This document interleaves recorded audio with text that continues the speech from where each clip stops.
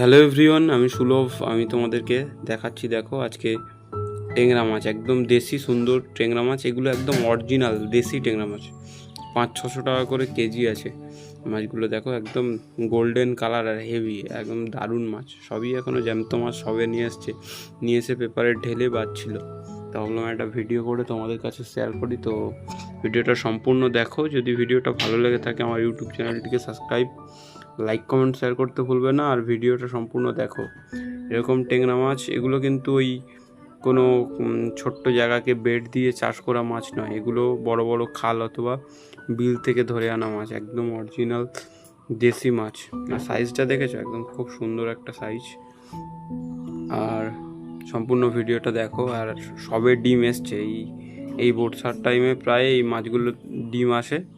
আর যদি ভালো লেগে থাকে তো একটা লাইক, কমেন্ট, শেয়ার করতে ভুলবে না।